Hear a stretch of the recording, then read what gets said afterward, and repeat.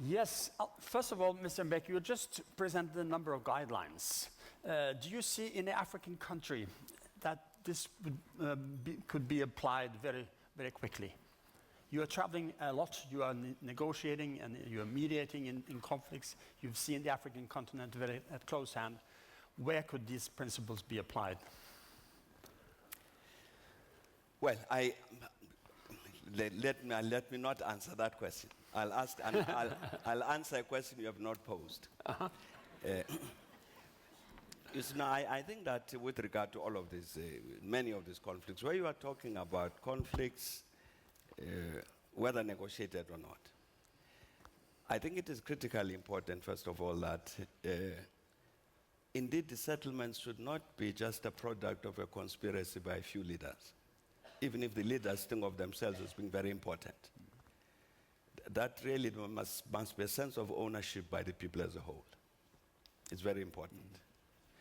Also, I think that it's important that, as I was trying to suggest, if there's any, I think President de Klerk also said this, the various players in any country to seek to marginalize any one of them, and then to say that you're going to produce a settlement that is going to be stable, it won't work. You need an inclusive process. So I'm saying there are certain things like this that are fundamental, which I think would be of general application anyway. So we take any country on the continent now which is in conflict. I think principles of that kind would indeed be very relevant. Yes. Mr. de Klerk, you talked about in the negotiations everybody had to compromise. What was the biggest compromise you entered into? In the end, even with the advantage of hindsight, I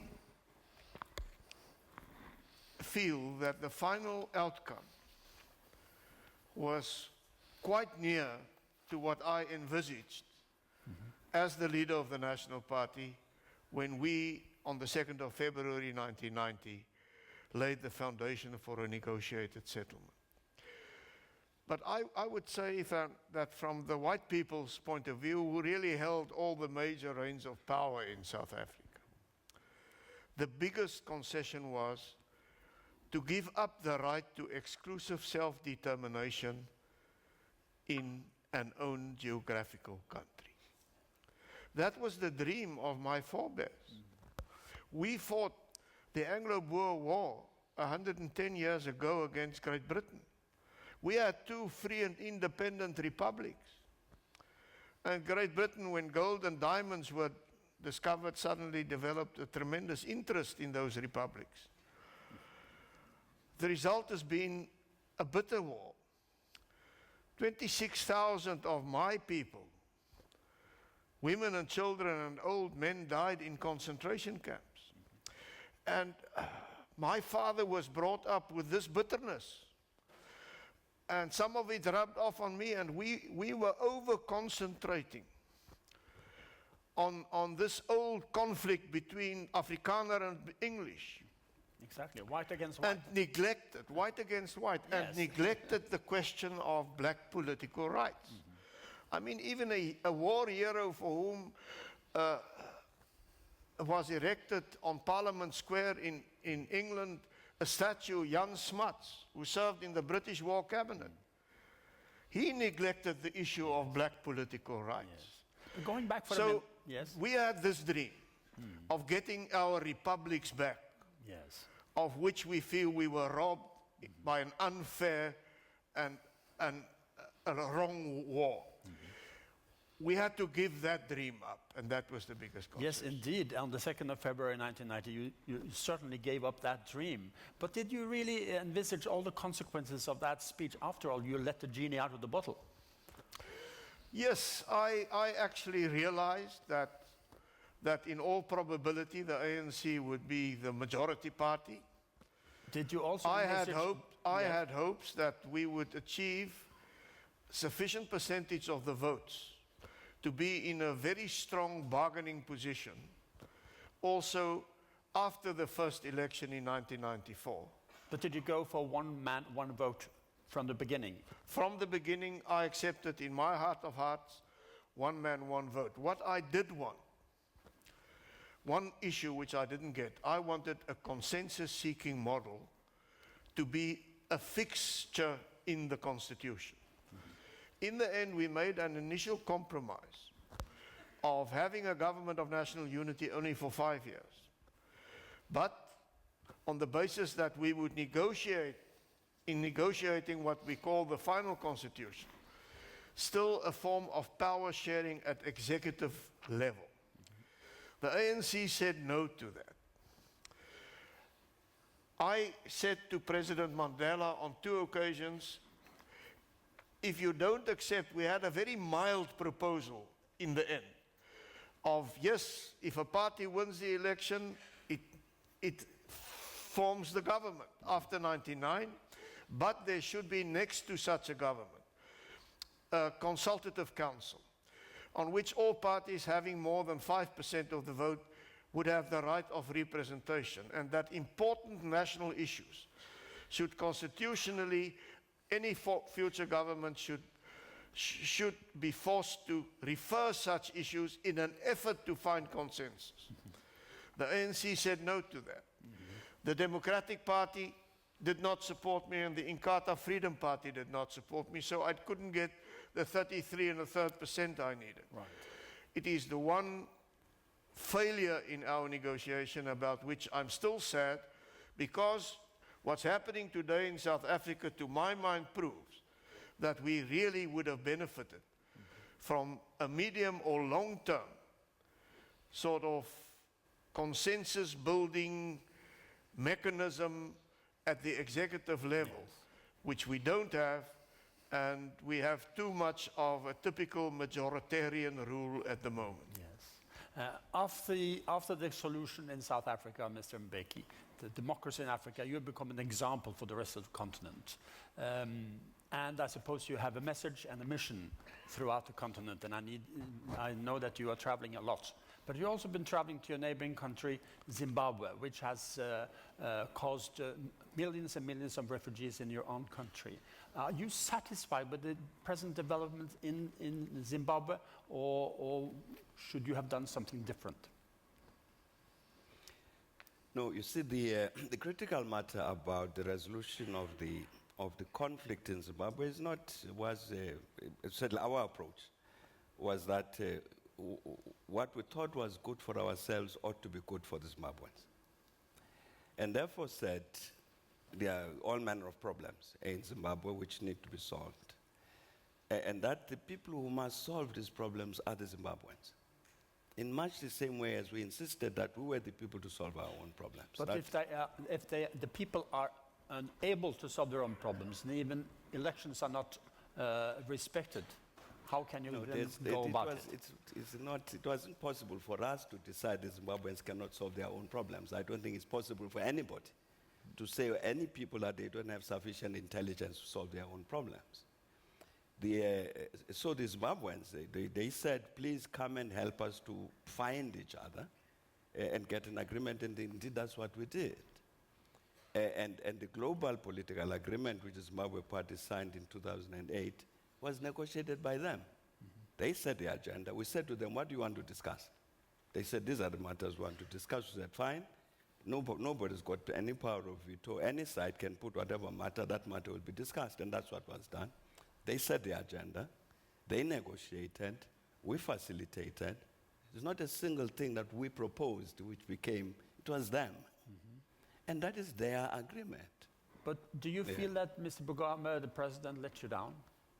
That he appeared to be more democratic than he actually was afterwards? No.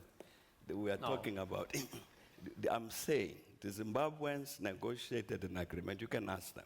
It was their agreement.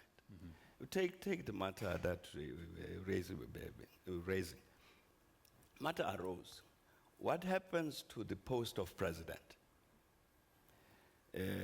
Should we have an executive president, or should we have a ceremonial president? It was Morgan Tsvangirai who said no. President Mugabe remains as executive president. So we said, fine, it's your decision. And it was their decision. I'm telling you who made the proposal. It was their decision as Zimbabweans. And they finished the document, signed it, said, okay, let's then go ahead and implement. So I'm saying that really what is, I'm pointing to one thing that we said about ourselves. The South Africans must get together, sit together, and resolve their problems. And so I say that we said the same thing, the Zimbabweans must solve their problems. There's nobody who must come outside and say, I know better than you, the Zimbabweans. What's good for you, do this, do the other. They have an agreement. It's your responsibility to implement it. So Zimbabwe is still a waiting game, sort of? Waiting for something to happen? For the final solution? The Zimbabweans must sort it out. Yes. Why should they wait for anybody? Yes. Mr. de Klerk, Can are I you comfortable with... Can I just yes. come in on Please, this I and was going say, to ask your opinion here now. when apartheid was opposed by almost the whole international community, there was the insistence that there cannot be a solution with apartheid. I have a feeling about Zimbabwe that there should be stronger insistence that the injustices which are taking place there should come to an end, which have taken place there. How can this come to an end? Well, one possibility of it is stronger international pressure, Also from South Africa? including South Africa. Like what? Like I've what kind of pressure? defended Yes. President Mbeki during his presidency on many platforms because he was heavily criticized about his approach to Zimbabwe. To say, surely we can't send our army in. I defended him on that.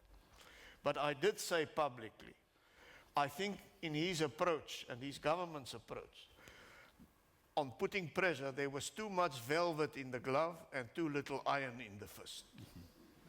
Right. You see, if you then ask him, what is this iron that would have put in the Yeah, I fist? was going to ask. He Yes, won't very be good. able to answer the question. He can't. You see, it's lovely language. It's lovely language, but in the practice, in the actuality, what you have to do, what we say, who is going to sit in these negotiations in Zimbabwe? We said, let us be guided by what happened in the 2008 elections. You know what happened in the 2008 parliamentary elections? Yes, well, All the they're parties... widely regarded as rigged. No, the precise opposite.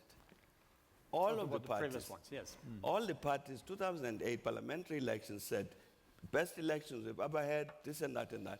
This is the will of the people of Zimbabwe. Yeah. We said, fine. So now you are the elected leaders, these three parties, two MDC parties and ZANU-PF. Okay, now let's all sit down and you people sort this thing out as the elected leaders. Yeah. And that's what happened. Okay. Now- I think we've been through, we can't go into the details, Sure. but I think we've got your point, and also that you are a bit hesitant about what's happened. Yes, indeed. I want to invite the audience now to pose questions. Is there anyone in the audience who would like to ask these two gentlemen questions, either on any issues that have been taken up or other that you miss in this today? Is there a roving microphone? Yes, we have two roving microphones. Let's see now. There is a gentleman with glasses further back. If you could go up with the microphone there, please, and if you could introduce yourself and further up, please. Very good. Could you stand up so we can sort of... My name is Anders Braley. I'm from Oslo University College. And I'd like to ask a question to Mbeki. He is now negotiating also in Sudan. And as we know, South Sudan will be an independent state on July 9th. But there are many unresolved issues. For example, ABA, the distribution of oil, and so on. Do you think these issues will be solved before July 9? Or will these issues postpone the independence of South Sudan? Right.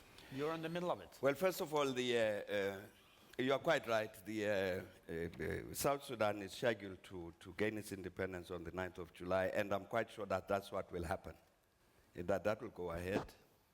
And indeed, President Bashir has said he will himself in person travel to the south to usher in that independence of South Sudan. So that will happen.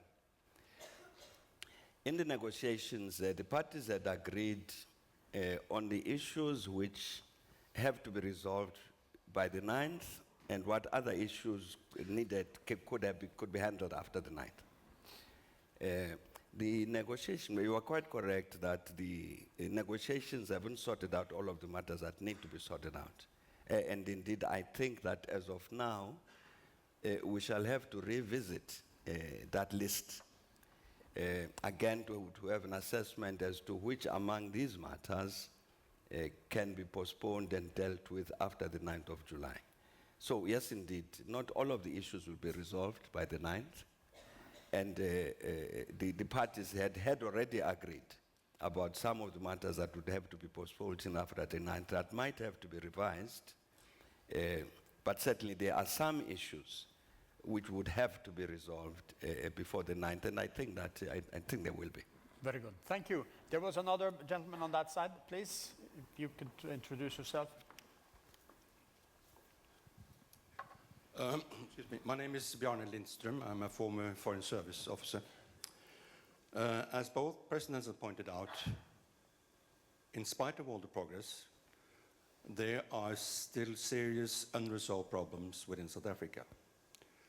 And one of them, in my judgment, is then the economic differences. In spite of a healthy economic growth, you still have a vast and increasing gap between the various parts of the populations when it comes to economic matters. The unemployment is huge. The problems when it comes to housing, when it comes to basic benefits are still very much very huge. And in my judgment, some kind of economic redistribution will have to take place if you're going to solve those issues, solve those problems. So could you please elaborate a bit more on how to solve the economic gap that exists in South Africa? Thank you, Bjarne Lindström, former Consul General in Cape Town. Yes, a ticking time bomb, the gap between the rich and the poor. Do you see that as a threat? Absolutely, I agree with that. The single biggest challenge we face, we must win what many of us call the war against poverty. But there is no magic wand to weave in that regard. The present way in which it is done and in which it has been done in the past number of years has resulted, on the positive side, in growing participation in the macro economy of South Africa by a growing number of black people and people of color. Black economic empowerment companies are doing well. They now own shares and they're partnering up with some of the most successful businesses in South Africa. But this has not reached the masses. Another positive first.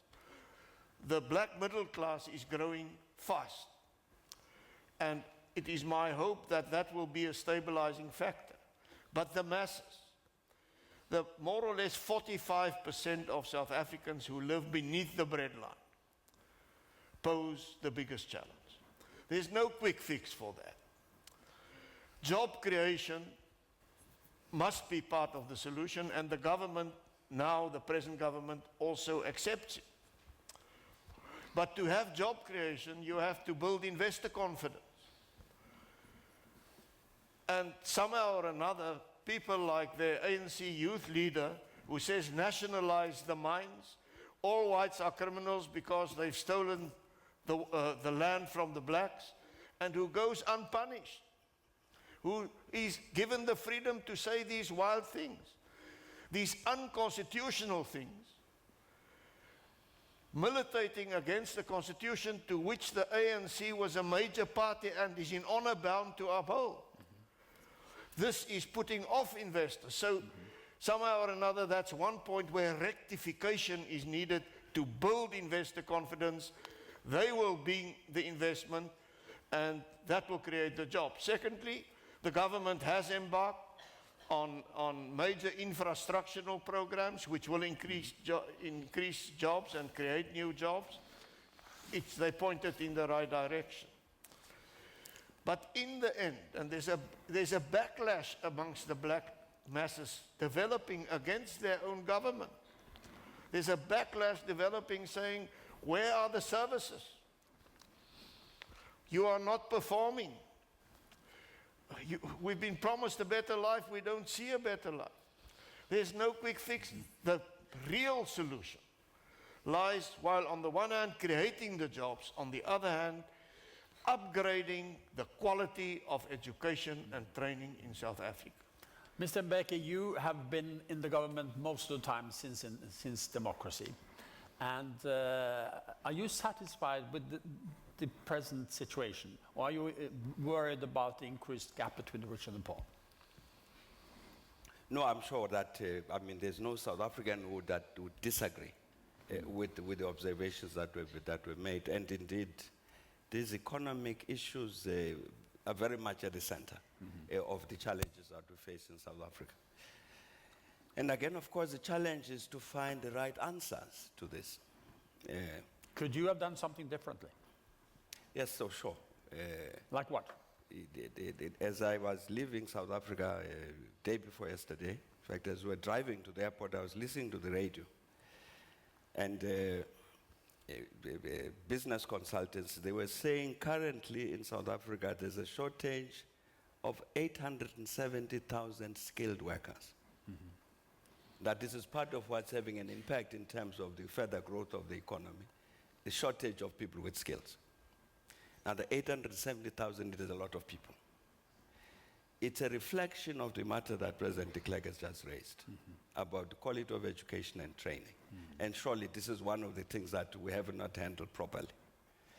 There's a desperate shortage of skills which impacts on the capacity of an ordinary investor. Why I want to invest this, but I'm going to need so many skilled workers, and they are not there. But did you provide for that during your tenure? No, there were programs put in place to address this matter. Yes. Clearly have not worked as well as we'd wanted them to work. The matter was specifically raised, specifically mentioned. Issues of redistribution, if you look at what's been happening in the South African economy certainly since 1996, indeed there's been very massive redistribution that has taken place. The President de Klerk, when he spoke about the numbers of houses that have been built, people who've got access to water, access to electricity and so on. Nobody can say the lives of the people haven't changed. The issue is that they have not changed fast enough, and lots of people remain outside the network. So I'm saying that the challenge, the issues that have been identified are correctly identified. The question is, what do you do about them? Yes. And there are many ways you have to look at this, and I don't know if we've got time to look at this. I was just identifying one thing which stands out, lack of skills in that economy, which comes from a system of education and training which was very defective. And even to this day, we have not done enough, course, sufficiently to correct it. Is the present government addressing this problem? We're addressing the problem. They've raised it as sharply as I'm raising it, and said indeed this is a matter that is going to require particular focus, and hopefully this will help us to address that element of this wider problem. Can I make two observations just in quick. agreement? Yes, please. The first is, there has to be a re-evaluation of the how of affirmative action. With regard to the shortage of skills, where there's an opening and where there's a competent applicant, irrespective of race or color, that person should be appointed. There are examples where vacancies exist, there are good applicants, but because of the color of the applicant, the post is not filled. Why? It's unbalanced affirmative action because there are quotas. So you mean that there is a discrimination against whites Because in South there Africa are now? sort of quotas. 800,000 whites have emigrated. And they give two reasons for their immigration. The one is unbalanced affirmative action, and the other is the high rate of crime. So when you need 800,000 skilled workers, they have already emigrated. Get them back. Many How do you of do that? Yes. Well, maybe there should be a campaign to get him back. I'm trying to avoid a debate between the two of us. Well, Me too. I'm very happy to see Really, that. I am, because this was not the subject of this. We can have a debate, you see, about it. A debate that starts with the history of South Africa. It's not going to help his audience. And to say, why are we where we are today?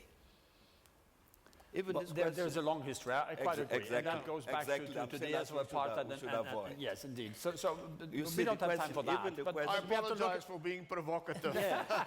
You see, even the question, there are 800,000 white South Africans who have left. Why did they leave? That question is a very touchy question. it is very touch indeed.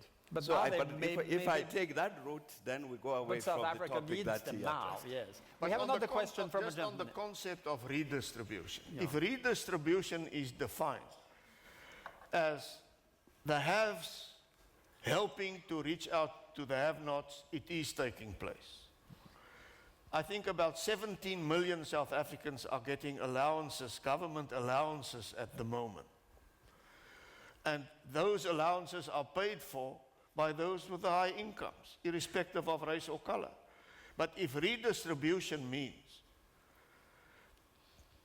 cutting the existing cake and just giving slices away instead of baking a bigger cake, then we are on dangerous grounds, because then the sources which you can use to bring a better life to people will be hurt and will be less productive, and there will be worse results. Very good. We have another question here. I pointed out to a gentleman right over there, please. Trond Bakkevik. I can hardly see in the dark.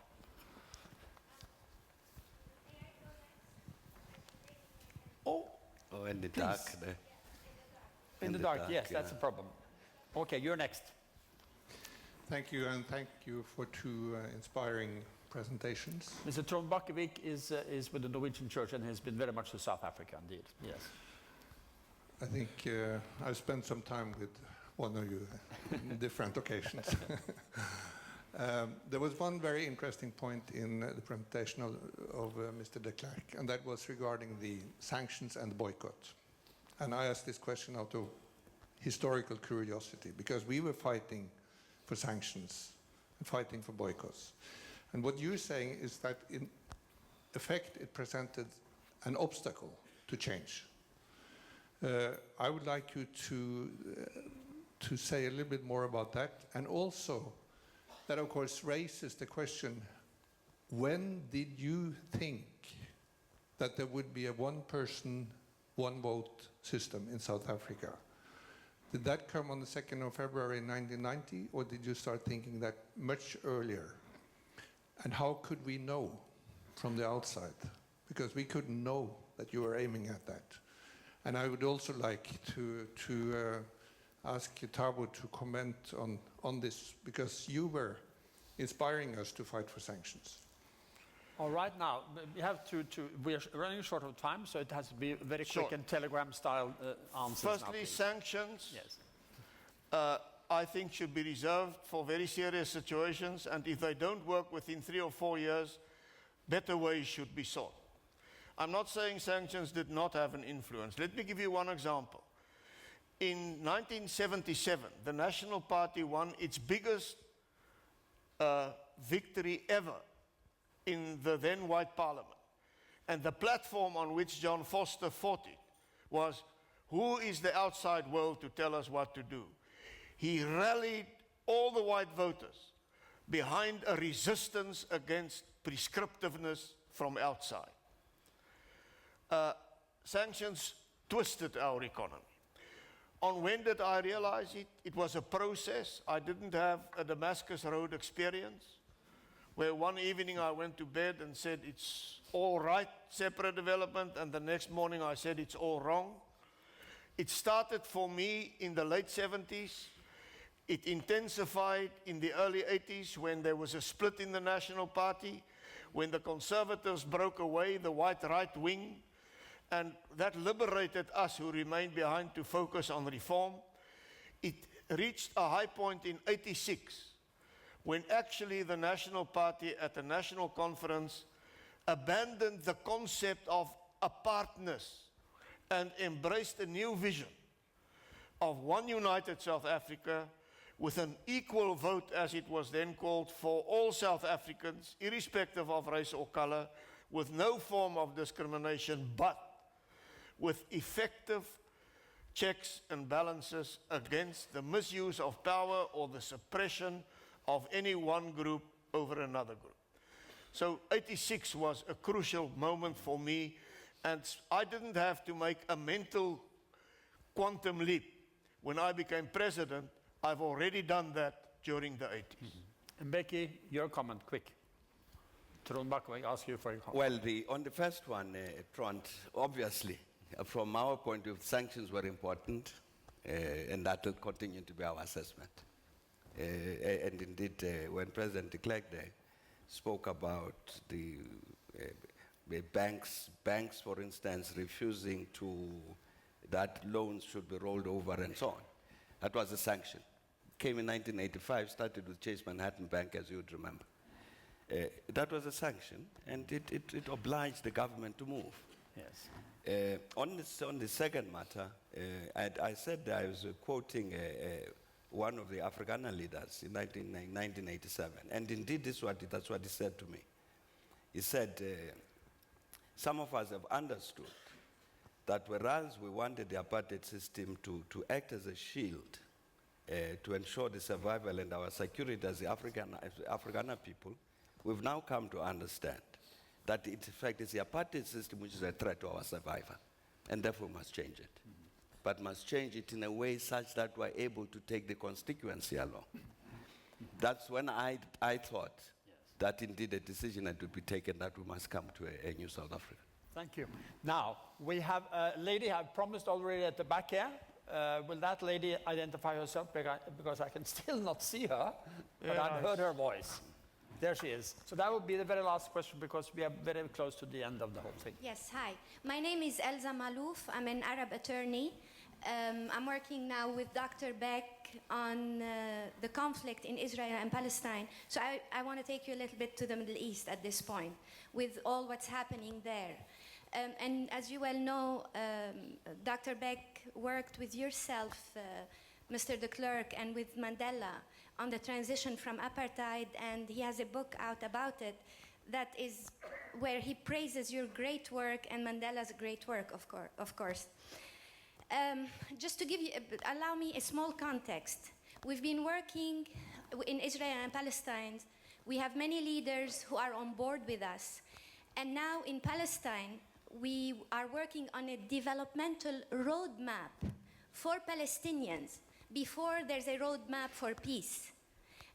This is something that Dr. Beck was adamant about because he saw what happened in South Africa and how businesses were contributed to the transition. We have 200,000 Palestinians waiting for us to go back. You spoke, Mr. de Klerk, on timing. My question, do you think the timing is right considering what's happening in the region and the international community being busy in Libya and other places? Is this the right timing for a successful and sustainable peace accord for Palestine and Israel? Clear question for you. Let me say, firstly, that what has happened there creates a need. You don't have the luxury of saying, is this the right timing? If there's a crisis in a country or in a region, there's a need. So some initiatives need to be taken. You can't just sit back and say, we'll wait for timing to come. Leadership requires, within those countries and within the international community, to take interim immediate measures to assure sort of law and order which can create an atmosphere for negotiation. The key word for the solution of violent conflict is negotiation. Without negotiation, you cannot achieve lasting and trustworthy peace. Where we were fortunate, we never had a vacuum of power in South Africa. We had a peaceful handover of one government, my government, to a new government, within the framework of a new constitution. In many of these countries, there is a vacuum of power. And you can't negotiate properly in such a vacuum. So my mind, from a very pragmatic point of view, and I know time is of the essence, short and sweet, one needs to create interim arrangements in order to just have those countries governed, and the interim governments, which can be composed of various parties on a basis of power sharing, should be tasked as their primary task to set up consultation and negotiation forums so that broad agreement can be achieved. How does the country want to restructure itself? Thank you very, very much. And I think that will have to be the end of this discussion. We had the first discussion and also question and answer between the audience and yourselves. Thank you very much, gentlemen. We want to give them a good round of applause.